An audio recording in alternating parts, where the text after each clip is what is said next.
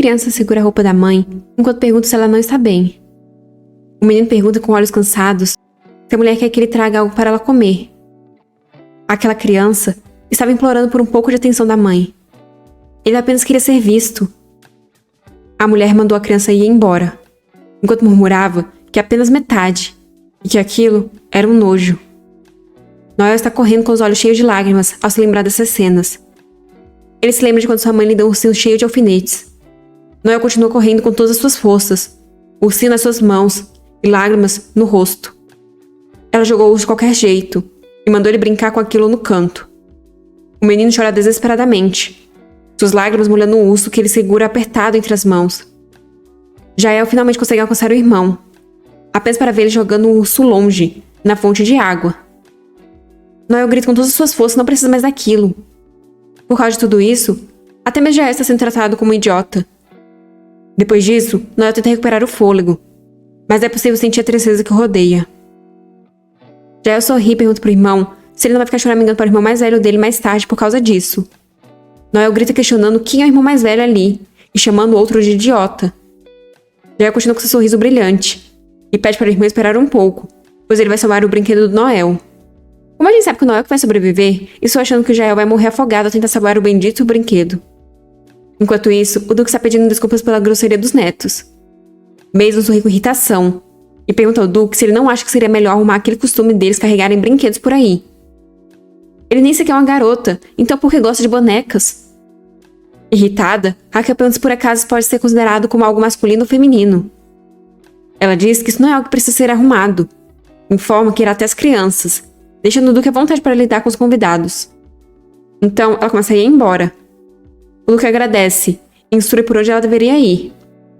Mason pensa que apesar da personalidade da duquesa, ela é alguém que seria bom tomar como parceira. Pode tirando o olhar impuro de cima da nossa diva. Raquel está desconfortável com o jeito que o Mason olhou para ela, já que aquilo foi muito desagradável. Mas isso não é importante agora. Ela precisa se apressar, já que é mais ou menos nesse momento que o acidente acontece. Raquel precisa evitar que qualquer criança seja perdida. E para isso, ela precisa ouvir tudo o que está acontecendo aos arredores. Ela precisa que eles a chamem para ela saber onde eles estão. De repente, um som de apito é ouvido. Raquel começa a correr, deixando o sapato para trás. O apito continua a ser soado, desesperadamente pelo Noel. Noel gritou, desejando o toque da santa. Seu irmão estava submerso na água, agarrado ao ursinho de pelúcia, mas sem conseguir subir de volta. O fôlego dele já estava se esvaindo, e ele estava praticamente perdendo a consciência. Foi quando Raquel apareceu, pulando graciosamente para dentro da fonte. Noel a olhou encantado, desejando que não fosse o irmão dele que tivesse morrido. Raquel conseguiu alcançar o menino, que em momento algum soltou o urso.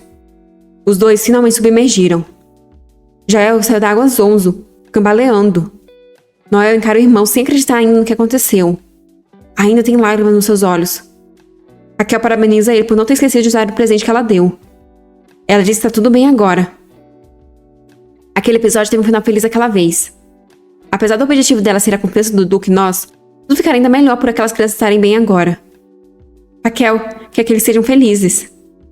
Passos são ouvidos se aproximando, e Raquel pergunta se as pessoas já estão chegando. Raquel continua dentro da fonte. Ela fica assustada ao ver que é o Grão-Duque Lexville. Uma das crianças chama o homem de tio, o que deixa Raquel sem acreditar. Ela não acredita que seja a única confusa ali. Theo chama os meninos, e Jael logo estende os braços para o tio o abraçar. Uma vez no colo do Theo, ele está com muito frio, e pergunta se o tio poderia criar um pouco de fogo para esquentar ele. Mas Theo prontamente nega. Jael argumenta que se ele ficar assim, definitivamente ficará doente por muito tempo. Muito fofa essa cena. Pelo visto, o grande tirano se dá bem com crianças, exceto Alice. Aproveitando a deixa, Raquel ia fugindo de fininho, mas Theo percebe ela saindo e a chama. Ele pergunta se ela não vai, e com lágrimas nos olhos, ela diz que está indo. Jael questiona se precisa mesmo tomar banho, já que acabou de banhar na lagoa. Bem, eu não chamaria aquilo de banho, mas tudo bem. O Grão-Duque informa que o avô dele já deve ter ouvido o que aconteceu. Então se o menino quiser mostrar para o avô como está, então ele pode ficar assim. O menino grita desesperado, mas vai. Enquanto isso, Raquel está suando muito e gritando silenciosamente de tão nervosa que ela está. Tem uma mulher correndo. Para onde ela está indo tão desesperadamente? Uma luz prateada está vindo cada vez mais fundo na escuridão da noite. Tem um som agudo perfurando os ouvidos. O cabelo da mulher está balançando conforme ela corre. Seu vestido esvoaçando. Essa mulher é como uma borboleta. Uma borboleta que, assim que colocar as mãos nela, se despedaçará. Raquel está congelada de medo. Seus músculos estão rígidos de tanto medo, enquanto Theo está lá bem pleno. De repente, ele a encara, fazendo Raquel se sentir muito desconfortável com a forma que ele a encara. Ela, inclusive, sente saudade dos gêmeos que estão no banho. A imaginação dela corre solta. Ela começa a imaginar que talvez o Grão-Duque esteja pensando que deveria ter tostado ela no lugar do Marquês naquele dia. Ela acaba falando talvez não em voz alta, o que deixa o Grão-Duque confuso. Mas o olhar dele de confusão apenas dá mais medo ainda na menina. O Grão-Duque então fala que ela sabia que o Jael cairia na lagoa. Extremamente nervosa, Raquel pergunta do que ele está falando. Mas o Grão-Duque se aproxima dela, enquanto diz que não é isso que ele quer saber. Ele estende a mão pedindo a dela. Raquel está sem entender nada, fazendo o Duque pedir novamente a mão dela. Raquel pergunta por que ele quer a mão dela. O Duque encara irritado, enquanto pergunta se ela não havia dito que não queria queimar os braços. Raquel continua a questionar para que ele está pedindo a mão dela, e Theo informa que tem algo que ele precisa verificar. Raquel estende a mão, mas para antes de tocar a mão dele. Ela pergunta se ele não vai transformá-la em churrasco, o que deixa o Grão-Duque completamente irritado. Ele diz que deveria ter sido direto desde o começo. Então, com uma aura ameaçadora, ele diz que se ela não quiser morrer, era para ela dar a mão a ele. Isso surte efeito imediato, e rapidamente ela coloca a mão sobre a dele. Mas em seus pensamentos, ela já está dizendo adeus. O Grão-Duque fica dizendo coisas tão assustadoras sem nem piscar, como era esperado do Grão-Duque dos rumores. Raquel tinha imaginado que sangue frio começaria a escorrer. No entanto, as mãos dela só estão um pouco mais quentes do que ela imaginou. Isso é influência do poder mágico? Mas, sendo otimista, quando ela teria a chance de ver aquele rosto bonito tão de perto, não é mesmo? De repente, Raquel fica surpresa ao ver o Grão-Duque sorrir. Feliz, ele diz ter encontrado. Raquel pergunta o que ele encontrou, mas então ele a puxa para si, enquanto diz que em breve eles se verão novamente. Raquel começa a suar frio, questionando o Grão-Duque sobre o que ele quer dizer, quando de repente o Duque Nós entra desesperado na sala em busca do Jael. Ele vê boquiaberto o Duque segurando a mão da Raquel, enquanto desesperada a menina pede ajuda com os olhos, o que deixa o Duque Nós desesperado, achando que o Grão-Duque iria matar a menina. Desesperado, ele grita para o Grão-Duque que não pode matar na casa dele, o que deixa o Duque confuso, enquanto tudo que a Raquel queria era ser salva. Depois do banho, os meninos estão questionando a Raquel se a irmã dela é tão bonita quanto ela. Todo tímido, eles não sabem se serão capazes de se dar bem com ela, por serem gêmeos. O Duque diz não saber como compensar a Raquel pelo que aconteceu. Então ele jura em nome dos Nós que se algum dia ela precisar deles, eles ajudarão. Raquel sai de lá cambaleando, mas ao menos ela conseguiu criar uma conexão a partir da confiança. Algo que é quase impossível para um jovem Duque conseguir. A promessa daquela pessoa tem um peso maior do que ouro. E isso será de tremenda ajuda para manter a família Agnus e ali seguras. Porém, não foi somente lucro dessa vez. Ela não sabe por que o Grão-Duque estava sorrindo daquele jeito. Raquel está tremendo de medo, pois querendo ou não, o Grão-Duque é um tirano de um mundo de fantasia. Não importa o quanto ela pense, isso é assustador. Ela espera que as mãos dela não sejam como um calmante de tirano. Mas no fim, ela apenas acha que está lendo novels demais. Quando ela descobrir que as teorias dela estão certas... O Grão-Duque é o tipo de homem que só vai para grandes ocasiões. Então, ela só precisa se esconder o máximo que pode até ele perder totalmente o interesse. O Grão-Duque volta aos assuntos dos relatórios que o Dante levou da última vez. Ele pergunta a respeito de como controlar a Duquesa Agnus e diz querer ouvir os detalhes. Dante fica confuso com a súbita mudança do seu mestre. Mas ele explica que Greywood é o maior comerciante do sul, onde fica situado o Ducado Agnus. Julgando pela rejeição de fazer negócio com os Agnus e as outras movimentações internas que ocorreram, ficou claro que o proprietário majoritário do grupo, o Conde Wickens, estava planejando contra o Ducado Agnus. Um grupo tão grande utilizou um movimento tão óbvio para declarar sua oposição ao território. Eu questiono se apesar do Condado Wickens estar em seu auge naquele momento, se eles não estão menosprezando demais a força de um ducado. Afinal, o oponente é uma duquesa do Império. Dante explica que no momento atual, o ducado está extremamente fraco. Se os Greywood resolverem intervir quando a duquesa toma qualquer ação, certamente haverá problemas. E a duquesa, que está nesse momento tentando reorganizar seu território, não terá outra escolha senão enfrentar essa dor de cabeça. Por causa disso, há apenas um lugar para onde a duquesa pode pedir ajuda. Dante diz isso apontando para o Theo. já que o único jeito de se livrar completamente da influência dos Greyhoods é tendo o apoio do Grão-Duque Lexville. Então, Theo só precisa ter paciência. Ele será paciente. Assim, ela irá até ele por conta própria. Theo está com um sorriso no rosto ao pensar isso.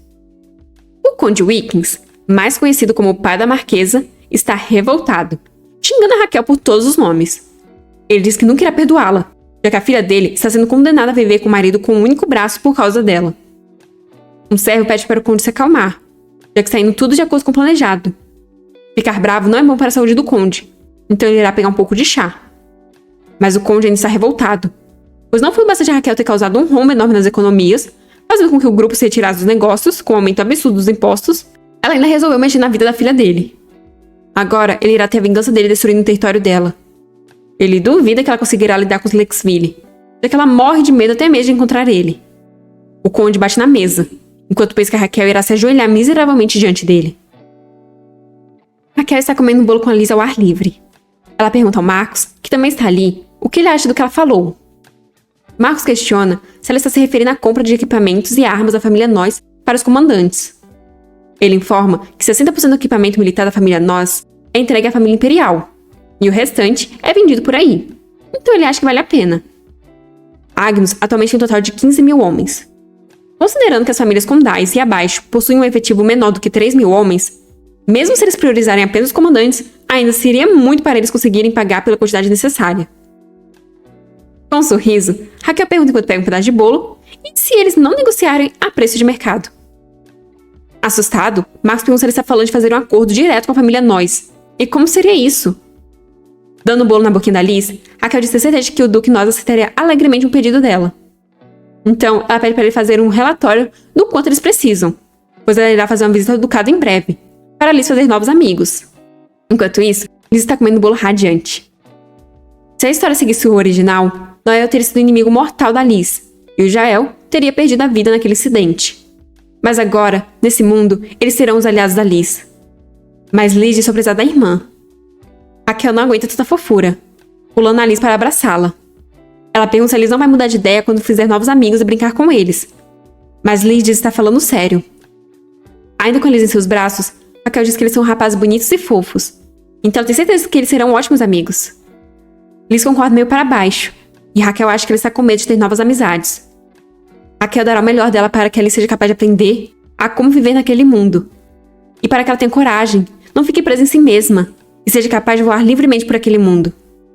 Bella chega informando que está na hora da aula da Liz. Raquel se despede da irmã com um sorriso. Ela vê a Liz se afastar com a Bella.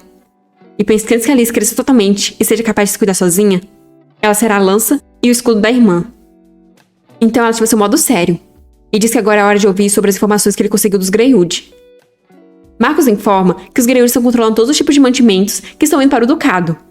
Por serem os maiores do Sul, eles afetam diretamente os outros grupos comerciais, e quando esses grupos tentam fazer qualquer acordo dentro do Ducado Agnus, eles elevam os preços ainda até 10 vezes. O propósito deles é apenas um: criar o caos dentro do Ducado Agnus. Raquel pergunta por que eles estão fazendo isso, e se o Marcos ainda não descobriu o motivo de terem rejeitado a sugestão de acordo dela. Quebrando a cabeça, Marcos diz que ainda tem uma coisa incomodando ele. Ele pergunta se ela teve algum problema com o Conde Wickens, mas Raquel não sabe nem de que ele está falando. Marcos informa que não é informação oficial, mas é dito que o Conde é o líder dos Greyhood. Talvez seja um rancor pelo aumento dos impostos que ocorreu meio ano atrás, pois tudo que está sendo feito é mais como uma guerra entre territórios. Raquel pensa que isso é uma maluquice. Marcos diz que isso é tudo, mas então ele olha os relatórios novamente, e acrescenta que o genro do Conde recentemente perdeu um dos braços, por isso ele deve estar maluco. Raquel logo cai da cadeira ao ouvir tais palavras. Ela pergunta nervosa se por acaso o genro do Conde Wickens é o Marquês Cavendish. Marcos fica confuso, mas diz ser exatamente ele. Raquel fica com uma aura sombria. O alvo da raiva do Conde não deveria ser ela, mas sim o Grão-Duque que colocou fogo no genro, ou até mesmo o próprio genro dele, já que ele que implicou com ela. Para baixo, Raquel diz que isso não pode ser, o que deixa Marcos confuso. Raquel se pergunta se o dono de um dos maiores grupos não deveria ter algum senso comum e saber separar os negócios dos rancores pessoais. Nervoso, Marcos informa que agora só restou uma opção. E assim como Dante previu, agora Raquel está na frente do Grão-Duque. Com um sorriso, ela comenta que assim como o Theo disse que eles se veriam novamente em breve, acabou sendo verdade. Theo diz que provavelmente ela foi até ali por causa dos Greywood. Raquel diz que então ele já sabe o que ela veio pedir. Apesar do Grão-Ducado Lexville ser parte do Império Castro, a autonomia e independência do Grão-Ducado é reconhecida e garantida pela família imperial. É como se o Grão-Ducado fosse uma nação independente. Estendendo a mão, Raquel diz que gostaria de fazer um acordo. Ela precisa de um grupo comercial do Grão-Ducado. Os Greywood provavelmente não ousariam fazer alguma de suas táticas sujas de opressão contra os grupos pertencentes aos Lexville, pois se ousarem agir, não será mais tratado como uma simples disputa entre nobres, mas sim entre nações. O que quer que aconteça, a gananciosa família imperial jamais deixará os Greywood impunes. Theo pergunta o que ele vai ganhar com isso, e Raquel prontamente responde que naquele dia que eles se encontraram, ela tem certeza de ter escutado ele dizer "encontrei". Raquel se levanta e começa a andar, dizendo que se ela tem algo que o Grão-Duque está procurando, então ela gostaria de fazer um acordo utilizando isso. Raquel diz essas palavras com um sorriso, enquanto é iluminada pelos últimos raios de sol que atravessam a janela. O Grão-Duque pergunta se não importa o que ele peça, ela estará preparada para entregar a ele, com a mão estendida para ela. Raquel se aproxima dele, indo com sua mão em direção à mão que lhe é estendida, enquanto pede para ele não dizer que irá falar algo como "me entregue a sua vida". As mãos deles finalmente são unidas. Theo diz que não será algo tão complicado. Ele só precisa verificar algumas coisas com o corpo dela. Raquel afasta a mão dele. Fica confusa e depois fica nervosa. Mas o Grão-Duque segura a mão da garota e a puxa para si, fazendo Raquel cair sobre ele. Os rostos deles estão muito próximos. Com um ar sedutor, Theo diz não saber o tipo de coisas que passou pela cabeça dela, mas não é o que ela está imaginando. Por dentro, Raquel está toda corada, mas por fora, ela mantém a calma. Ela diz que as palavras e as ações dele são muito diferentes. Theo diz que parece que ela realmente não consegue sentir. A condição dele é simples. Ele pega a mão dela, enquanto diz que toda vez que ele quiser segurar a mão dela, ela terá que dar para ele. Raquel pergunta por quê, mas ainda muito próximo dela, ele diz que ela não precisa saber. Isso é extremamente barato em comparação a deixar o povo dela passar fome. Raquel foi preparada para assinar um contrato em total desvantagem para ela, mas isso acabou ajudando a realizar o que é mais importante: economizar dinheiro. Raquel então concorda que as mãos dela sejam dele agora. Raquel ficou simplesmente adiante com esse desfecho, e assim ela vai embora. As empregadas estão sem acreditar que a duquesa foi embora. Elas caem no chão em completa descrença. Os servos murmuram coisas como o fato do Grão-Ducado receber convidados agora, e que até mesmo era uma mulher. As empregadas tiveram que limpar muito aquela sala para receber a convidada, ao ponto de agora estarem exaustas. Mas pelo menos aquela pessoa veio ver o Grão-Duque.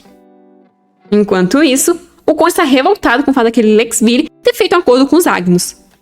Seu assistente informa que eles não têm outra opção, já que os grupos comerciantes dos Lexville tomaram o lugar deles. O conde está revoltado, pois sua filha está esperando a queda dos Agnus. Foi Raquel que quebrou a regra de não tocar no Grão-Duque, um cara que nunca sequer teve escândalos com mulheres e tem rumores de ser homossexual. Por que diabos ele deixaria uma mulher fazer aquilo com ele? Eles têm apenas uma opção. O assistente comenta que talvez não tenha nada a ver com o gênero. O Grão-Ducado pode estar precisando expandir o capital, então precisar fazer novos acordos comerciais. Ele questiona se não há rumores do Grão-Duque junto da filha dos Heresman para negócios. O conde logo lembra dos Heresman, e de que a senhorita Heresman é apaixonada pelo Grão-Duque. Então, ele apenas precisa fazer com que as duquesas se encontrem. Com um sorriso diabólico, ele pede papel, já que ele precisa enviar uma carta aos Heresman. Assim, Raquel retornou à família Agnus com o contrato, o que deixou Marcos muito emocionado. Todos comemoram contentes o fato de que agora é apenas questão de tempo até que a família Agnus retorne à sua glória. Eles inclusive exaltam a duquesa. Raquel, com sua cara de tacho, chama a atenção deles, e eles empolgados se preparam para ouvir o que a duquesa irá dizer. Raquel pergunta se o Grão-Duque gosta dela, o que deixa a sala no mais completo silêncio. Marcos fica confuso, enquanto Rupert corre para chamar o doutor, achando que a Raquel está doente. Vemos uma cena do passado da Raquel, onde o Marquês Waver está questionando com um sorriso maldoso o que vai acontecer, já que uma menina será a sucessora. Ele diz apenas estar preocupado com o futuro daquela família. Raquel está muito nervosa ouvindo essas palavras. As lágrimas escorrem dos seus olhos. Se essa menina é a sucessora daquela família, então é quase possível a grande família Agnus ter um futuro próspero. Rupert e Marcos fizeram Raquel realizar um exame médico no meio da noite, mas o médico disse que não tinha nada de errado e que poderia ser apenas excesso de trabalho. Anne fez um alvoroço, jogando todos os papéis para o alto, enquanto dizia que iria acabar com o excesso de trabalho. Por causa disso, Raquel teve que ir dormir cedo, e só conseguiu verificar as cartas do dia. Ela está segurando uma carta do Marquês Weber, um ser que incomodava o antigo Duque Agnus. Em outras palavras, alguém que os pais daquele corpo odiavam. É engraçado que, das memórias que a Raquel se lembra, onde o Marquês falava que era tudo para o bem da família, tudo o que ele falava eram coisas grosseiras. Ele era muito arrogante por pensar que era tão poderoso que poderia ser comparado aos duques. As famílias deles provavelmente nem se davam bem. Então Raquel está sem entender por que ele enviou um convite. Anne sai uma xícara de chá para Raquel, que ainda sabe sobre seus pensamentos. O Marquês é um grande lugar de fala, e a Raquel não pode ignorar a ajuda que o poder dele daria. Sem contar que ela nem sabe como ele reagiria caso ela ignore aquele convite. Marcos questiona se ela pretende ir, ao que Raquel responde que ela tem que ir. Pouco tempo passou desde que ela voltou, então ela sabe que Alice ficará chateada. Ela imagina pequenas mãos tirando as suas mãos do rosto aflito, e a levando para um céu calmo e azul, enquanto Alice diz que pode entender que é o trabalho da irmã como adulta. Por isso, ela irá esperar pacientemente, já que ela é a irmãzinha da Raquel. Raquel estende sua mão para tocar a da irmã, mas a ilusão se fragmenta, se desfazendo. Raquel fica surpresa ao ver outra ilusão, dessa vez Alice adulta, olhando com um olhar presunçoso, sentada em sua cadeira. Alice provavelmente também recebeu um convite daquela pessoa algum dia. O quanto ela deve ter sofrido para ter se tornado uma vilã que jamais recua. A filha legítima Raquel é vista apenas como uma qualquer. Mas e Alice? Ela era uma criança que teve que se tornar uma duquesa aos 9 anos de idade. O quanto ela foi menosprezada. Esse é o tipo de pensamento que começa a surgir quando a visão de mundo da Webtoon começa a ser cansativa, onde há guerras todos os dias. E toda vez que isso acontecia, Raquel entendia e a amava cada vez mais. Raquel odeia ter que perder seu precioso tempo com Alice para ir ver essas pessoas. Mas quando ela pensa no futuro com Alice, isso faz ela aguentar tudo. Raquel chama o Marcos, e logo fica preocupado. Mas ela apenas diz com um sorriso para eles darem o melhor deles. O grão-duque olha a carta que está em suas mãos. Dante está falando alguma coisa, mas ele percebe que o Theo não está prestando atenção. Ele diz que já tem muito tempo. Está quase na hora deles irem para a batalha, mas a família imperial tem estado muito quieta. Theo manda ignorar, o que deixa Dante desesperado. Indiferente, Theo diz ter outros planos, então Dante não precisa se preocupar. Ultimamente, está bem difícil para o Dante saber o que o Theo está pensando. Ele pensou que o Theo planejava esmagar a duquesa Agnus, mas ele não fez isso. Na verdade, ele fez o completo oposto. A ajudou sem pedir muito em troca. Os Lexvilles não ganharam nada nessa negociação. O senhor dele nunca foi assim. Para isso ter acontecido, o Theo deve ter algum interesse especial na duquesa. Mas olhando para o Theo caladinho como sempre, e vendo como ele age, não parece ser o que Dante está pensando. Dante tem servido o Theo por muito tempo, mas essa é a primeira vez que ele não faz a mínima ideia das intenções dele. E o que ele quis dizer com outros planos? O poder mágico do Grão-Duque é algo que precisa ser alimentado com sangue periodicamente. E não é com sangue animal, nem em pouca quantidade. O poder mágico do Grão-Duque anseia por muito sangue humano. Se o tanto que ele precisa não for concebido... Vemos o Theo quando era criança cuspindo sangue. Seus olhos estão arregalados, enquanto o sangue escorre da sua boca, sujando sua roupa. Dante viu aquilo tudo horrorizado. Dante pensa que, de alguma forma, o imperador está tentando manter o controle. É sempre a mesma coisa. Todos os imperadores que passaram sabiam da maldição da família Lexville. Assim como Theo fez acordos com o imperador atual, todos os grãos-duques também fizeram acordos similares com os imperadores da época. O atual imperador assassinou o antigo e aprisionou o herdeiro legítimo em um palácio abandonado. Cedo ou tarde, o poder mágico deseja sangue novamente. É perigoso, mas vale a pena tentar. Theo fará com que aquela que fala tudo e até se dispôs a fazer um acordo com a pessoa de quem morre de medo, dessa vez não fuja de medo. Ele se pergunta como as coisas acabarão, olhando novamente para a carta em sua mão. E assim chegamos ao fim de mais um episódio. Espero que vocês tenham gostado e até a próxima!